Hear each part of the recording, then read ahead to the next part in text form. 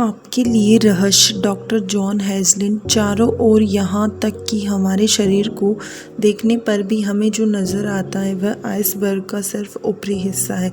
Bob Procter. इस बारे में एक पल सोचे, अपने हाथ की तरफ देखें। यह ठोस दिखता है, लेकिन दरअसल यह ठोस नहीं है। अगर आप इसे किसी अच्छे माइक्रोस्कोप के नीचे रखेंगे तो आपको ऊर्जा की बहुत सी तरंगें दिखेगी। जॉन ऑसरफ। हर चीज़ एक ही पदार्थ से बनी है, चाहे वह आपका हाथ हो, समुद्र हो या सितारा हो। Doctor Ben Johnson. हर चीज़ ऊर्जा से बनी है। आइए मैं यह बात समझने में आपकी थोड़ी मदद कर दूं। पहले तो ब्रह्मांड है, फिर आकाशगंगा, फिर हमारा ग्रह और फिर इंसान है। लोगों के शरीर में अंगों का तंत्र है, फिर कोशिकाएं हैं, फिर अणु हैं और फिर परमाणु और फिर ऊर्जा है। हालांकि हमें बहुत से स्तरों के बारे में सोचना है, लेकिन मूलतः ब्रह्मांड में हर चीज़ ऊर्जा है। रहस्य खोजने के बाद मैं यह जानना चाहती थी कि क्या इस ज्ञान को विज्ञान और भौतिकी द्वारा प्रमाणित किया जा सकता है। मैंने जो पाया वह बेहद आश्चर्यजनक था। क्वांटम फिजिक्स और नए विज्ञान की खोजें रहस्य के पूर्ण सामंजस्य में हैं। ये खोजें इतिहास के सभी महान दार्शनिकों व उपदेशकों के संदेशों के सामंजस्य में भी है। इस दुनिया में इस वक्त ज़िंदगी बिताना बहुत रोमांचक अनुभव है। मैंने स्कूल में कभी विज्ञान या भौतिकी नहीं पढ़ी, लेकिन जब मैंने क्वांटम फिजिक्स की जटिल पुस्तकें पढ़ी तो मैं उन्हें पूरी तरह समझ गई, क्योंकि मैं उन्हें समझना चाहती थी। क्वांटम फिजिक्स के अध्ययन ने गहराई में जाकर ऊर्जा के स्तर पर रहस्य को समझने में मेरी मदद की। जब लोग रहस्य के ज्ञान और आधुनिक विज्ञान के सिद्धांतों में पूर्ण समानता देखते हैं तो इससे कई लोगों का विश्वास दृढ़ हो जाता है। आइए मैं बताती हूँ आप ब्रह्मांड के सबसे शक्तिशाली ट्रांसमिशन टावर कैसे हैं। आसान भाषा में कहा जाए तो सारी ऊर्जा किसी न किसी फ्रिक्वेंसी पर कंपन करती है।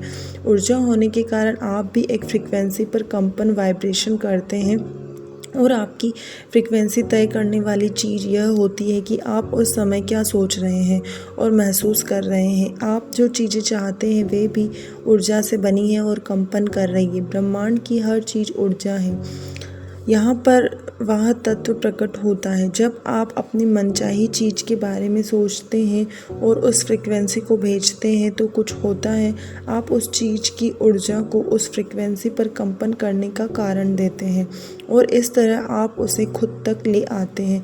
जब आप अपनी मनचाही चीज़ पर ध्यान केंद्रित करते हैं तो आप उस चीज़ के परमाणुओं के कंपन को बदल रहे हैं और उसे अपनी ओर बुला रहे हैं। आप ब्रह्मांड के सबसे शक्तिशाली ट्रांसमिशन टावर इसलिए हैं क्योंकि आपको अपने विचारों द्वारा अपनी ऊर्जा पर ध्यान केंद्रित करने की शक्ति मिली है, जिस वजह से आप अपनी मनचाही चीज़ की फ्रिक्वेंसी पर पहुंचकर उसके कंपनों को बदल देते हैं, जिससे वह चुंबक की तरह आपकी ओर खींची चली आती है। जब आप अपनी मनचाही अच्छी चीज़ों के बारे में सोचते और महसूस करते हैं तो आप तत्काल उनकी फ्रिक्वेंसी पर पहुंच जाते हैं। इस कारण उन चीज़ों की ऊर्जा आपकी ओर कंपन करने लगती है। वे चीज़ें आपके जीवन में प्रकट हो जाती हैं।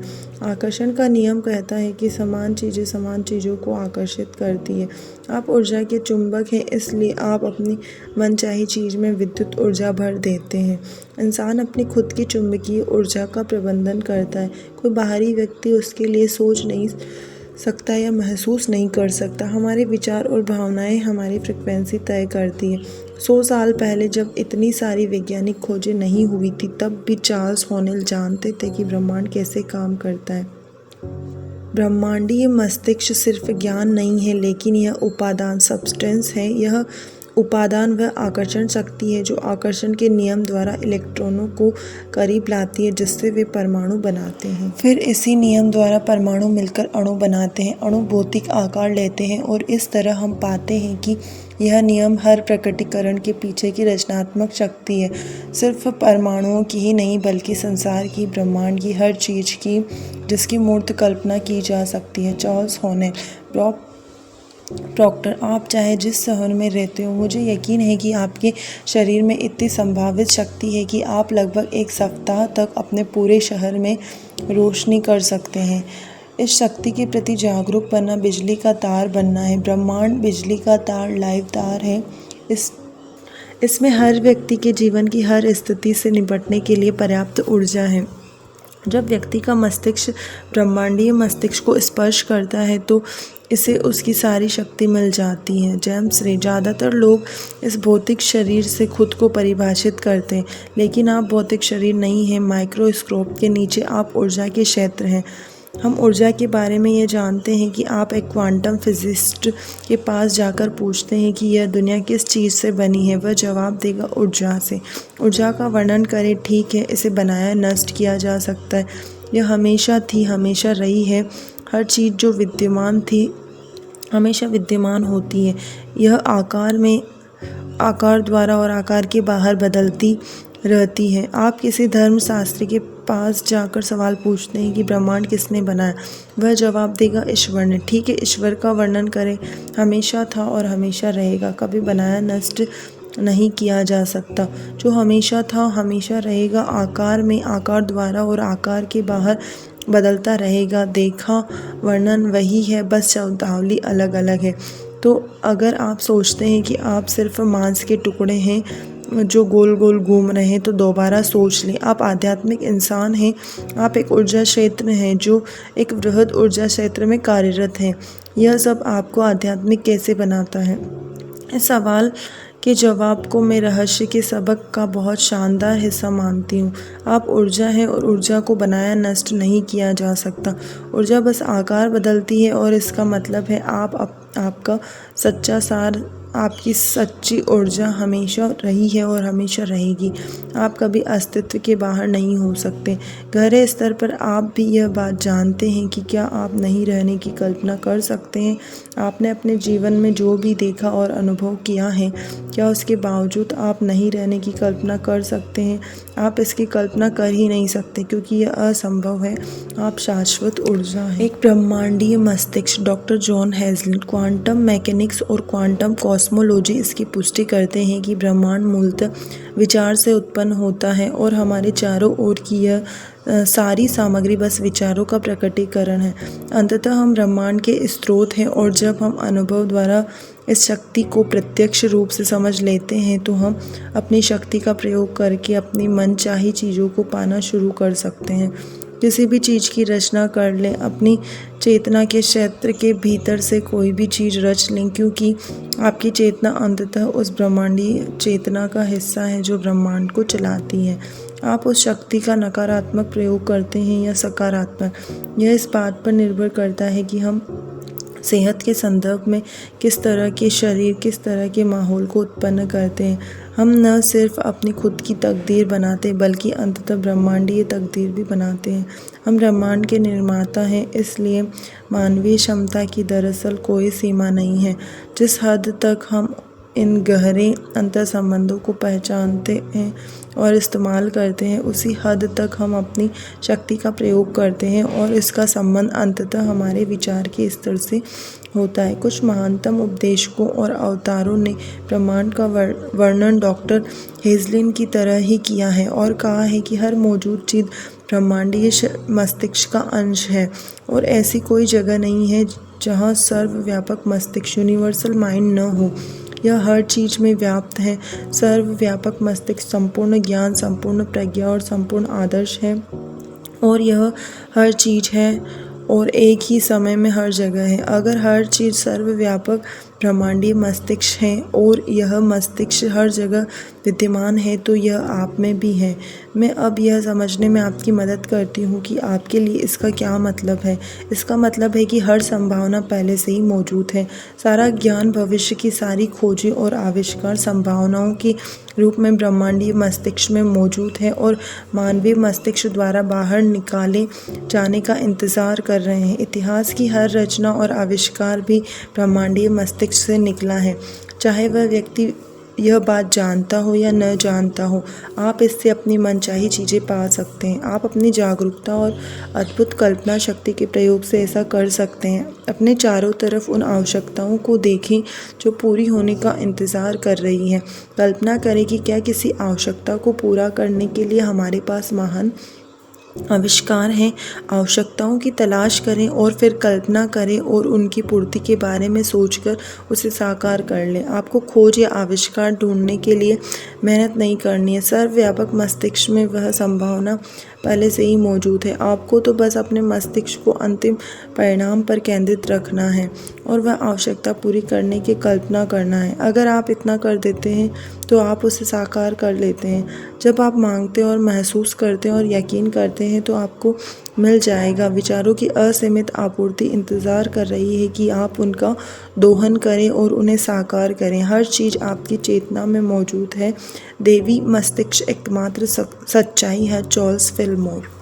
जॉन आसरफ। हम सभी जुड़े हैं, हम बस इसे देख नहीं पाते हैं। बाहर वहाँ और अंदर यहाँ का कोई भेद नहीं है।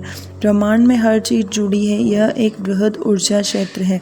आप जिस तरीके से भी इसकी ओर देखें, परिणाम वही है। हम सब एक हैं, हम सब जुड़े हैं और हम सब एक ऊर्जा क्षेत्र, एक विराट मस्तिष्क, एक चेतना या एक रचनात्मक स्रोत का हिस्सा है। आप इसे चाहें जिस नाम से पुकारें, हम सब एक हैं। सबके एक होने के संदर्भ में अगर अब आप आकर्षण के नियम के बारे में सोचेंगे तो आप इसकी पूर्णता को देख पाएंगे।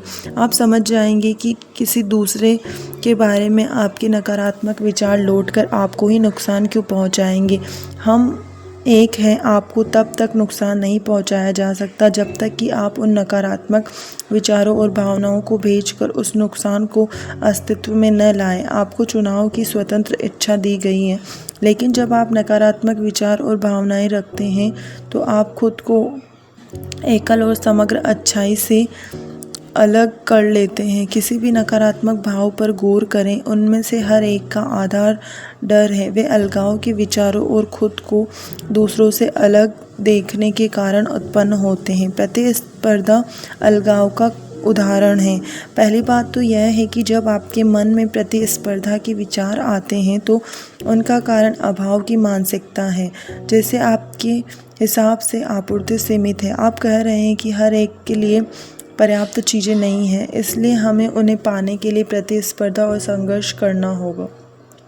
प्रतिस्पर्धा करके आप कभी नहीं जीत सकते, भले ही आप सोचें कि आप जीत गए हैं। जब आप प्रतिस्पर्धा करेंगे तो आकर्षण के नियम द्वारा आप अपने जीवन में हर पहलू में प्रतिस्पर्धा करने वाले लोगों और परिस्थितियों को आकर्षित करेंगे और अंततः आप हार जाएंगे।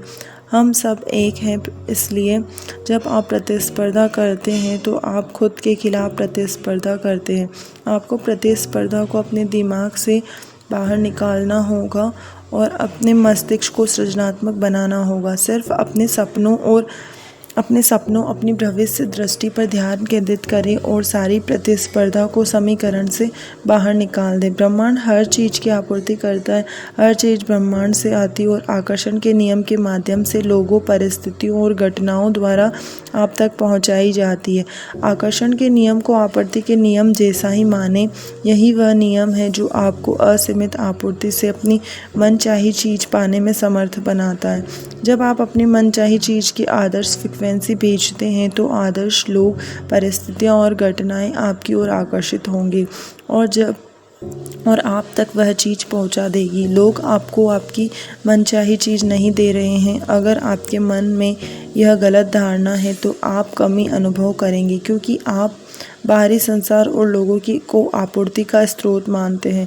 सच्ची आपूर्ति का स्रोत तो अदृश्य क्षेत्र है। आप उसे ब्रह्मांड, विराट मस्तिष्क, ईश्वर, असीमित प्रज्ञा या चाहे जो नाम दें। जब आप कोई चीज़ प्राप्त करते हैं तो याद रखें कि आपने उस चीज़ की फ्रिक्वेंसी पर होकर और ब्रह्मांडीय आपूर्ति के सामंजस्य में रहकर उसे आकर्षण के नियम से अपनी ओर आकर्षित किया है। हर चीज़ में व्याप्त ब्रह्मांडीय प्रज्ञा ने लोगों, परिस्थितियों और घटनाओं को सक्रिय करके आप तक वह चीज़ पहुंचा दी है, क्योंकि यही नियम है। लिसा निकोल्स। हम अक्सर अपने शरीर और भौतिक अस्तित्व से भटक जाते हैं। यह तो सिर्फ हमारी आत्मा का पात्र है और आपकी आत्मा इतनी बड़ी है कि पूरे कमरे को भर सकती है। आप अनंत जीवन हैं। आप ईश्वर का ऐसा मानवीय रूप हैं जिसे आदर्श बनाया गया है। Michael Bernard बैकबिथ। बाइबल के आधार पर हम कह सकते हैं कि हमें ईश्वर ने अपनी छवि में बनाया है और हम सब समान हैं। हम कह सकते हैं कि हमारी द्वारा ब्रह्मांड खुद के बारे में जागरूक हो रहा है। हम कह सकते हैं कि हम खुलती संभावना के असीमित क्षेत्र हैं। यह सब सच है। आप जो हैं उसका 99% अदृश्य है और उसे छुआ नहीं जा सकता। आप ईश्वर का शारीरिक रूप हैं। आप मांस नहीं आत्मा हैं। आप शाश्वत जीवन हैं जो खुद को आपके रूप में प्रकट कर रहा है। आप ब्रह्मांडीय जीव हैं। आप समूची शक्ति हैं। आप समूचा ज्ञान हैं। आप समूची प्रज्ञा हैं। आप पूर्णता हैं। आप भव्य हैं। आप रचयिता हैं और इस ग्रह पर अपनी रचना कर रहे हैं। जेम्स रे। हम धार्मिक परंपरा में बताया गया है कि आपको रचनात्मक स्रोत की छवि में रचा गया है। इसका मतलब है कि आप में ईश्वर की क्षमता और शक्ति है। आप में अपना संसार रचने की पूरी शक्ति है। हो सकता है आपने ऐसी चीज़ों की रचना की हो जो अद्भुत हो और आपके काबिल हो, या फिर हो सकता है कि आपने ऐसा नहीं किया हो। मैं चाहता हूँ कि आप इस सवाल पर विचार करें। आपको अपने जीवन में जो परिणाम मिल रहे हैं, क्या आप उन्हें सचमुच चाहते हैं और क्या वे सचमुच आपके काबिल हैं? अगर वे आपके काबिल नहीं हैं तो फिर क्या यही उन्हें बदलने का सही समय नहीं है? क्योंकि आप में ऐसा करने की शक्ति है। सारी शक्ति भीतर से आती है, इसलिए यह हमारे नियंत्रण में है। आप अपना अतीत नहीं हैं। Jack Canfield. बहुत से लोग खुद को जीवन का शिकार मानते हैं। वे अक्सर अतीत की घटनाओं को दोष देते रहते हैं। हो सकता है कि ये कहें कि उन्हें पीटने वाले माता पिता या विघटनकारी परिवार में बड़ा होना पड़ा। अधिकांश मनोवैज्ञानिक मानते हैं कि लगभग 85% परिवार विघटनकारी होते हैं। इसलिए अचानक आपको यह एहसास होता है कि आप इतने अनूठे नहीं हैं। मेरे माता पिता शराबी थे। मेरे पिता मुझे पीटते थे। जब मैं 6 साल का था तो मेरी माँ ने उन्हें तलाक दे दिया। मेरा मतलब है कि यह किसी न किसी रूप में हर व्यक्ति की कहानी है। असली सवाल यह है कि अब आप क्या करने वाले हैं? अब आप क्या चुनने वाले हैं? क्योंकि या तो आप अनचाही चीज़ों पर ध्यान केंद्रित कर सकते हैं या फिर अपनी मनचाही चीज़ों पर ध्यान केंद्रित कर सकते हैं। और जब लोग मनचाही चीज़ों पर ध्यान केंद्रित करते हैं तो अनचाही चीज़ें गायब होने लगती हैं और मनचाही चीज़ें बढ़ने लगती हैं। एक वक्त ऐसा आता है कि जब अनचाहा हिस्सा बिल्कुल ओझल हो जाता है।